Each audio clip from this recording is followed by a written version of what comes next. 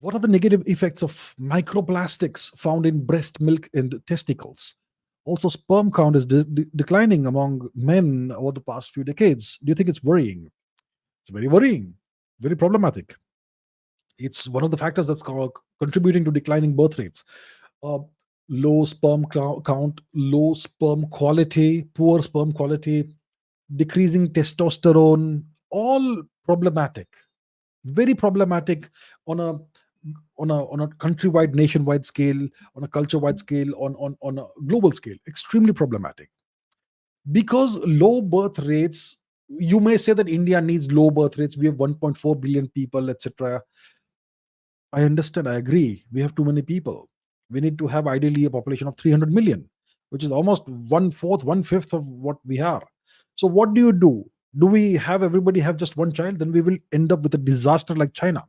What happens with declining birth rates is that the population starts aging, the median age starts increasing rapidly. Imagine, I mean, look at Japan. What's happened to Japan? Their total fertility rate is 1.1, 1 point whatever it is. By 2050, the average age of the age of the average person in Japan will be around 60 or maybe more. Imagine a nation where everybody is 60 plus.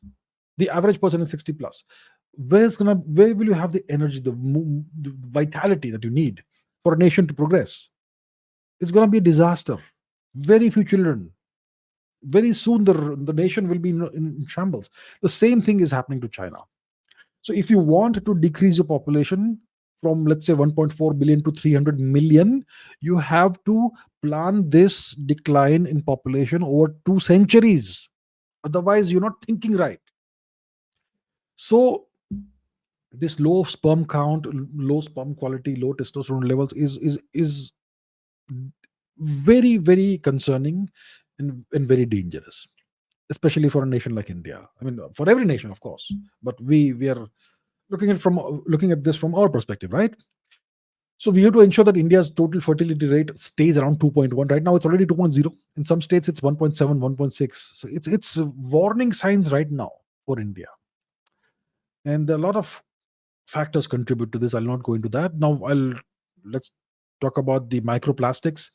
Uh, Look, microplastics are when plastic,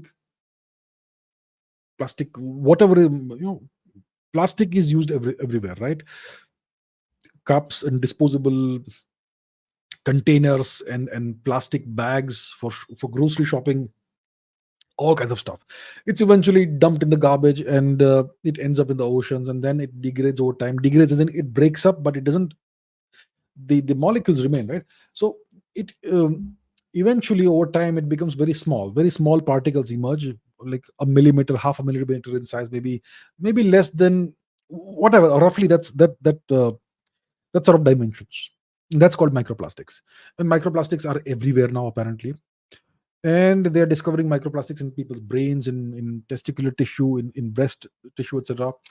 Now, this will cause all kinds of problems, hormonal problems, blockages, whatnot. Plastics, see, plastic is manufactured through a certain process of distillation. When you have crude oil, you put that in a very large tubular container kind of thing, very tall thing, and you heat it to a certain temperature, and then you distill it. So the highest, the lightest one is something, and then you have at the bottom you have bitumen, which is tar, and you have diesel somewhere in the middle, and so on. So that's how you can separate the different kinds, the different kinds of uh, hydrocarbon materials that come out of it. Some of it becomes aviation fuel or kerosene, and some of it is, the lightest one I think is gasoline or petrol, and somewhere in between you have what becomes eventually is converted into plastic. So there's all kinds of chemicals in this, phyto whatever or something, I don't remember what the term is. Various kinds of chemicals that can affect your endocrine system, your hormones, that can create hormonal problems. Some of the chemicals in these plastics could create irritation in the body, which could lead to inflammation, a permanent state of inflammation, which can lead to cancer or other problems. Then if you have microplastics in breast tissue, then they could lead to blockages in the milk ducts or whatever, or it could have the leaching of these chemicals into the into the body of the infant who's going to drink milk, and so on. When you have this in testicles, you may have testicular cancer, you may have testicular blockages, or inflammation and cancer, whatnot. So it's overall a disastrous situation. It's not good at all.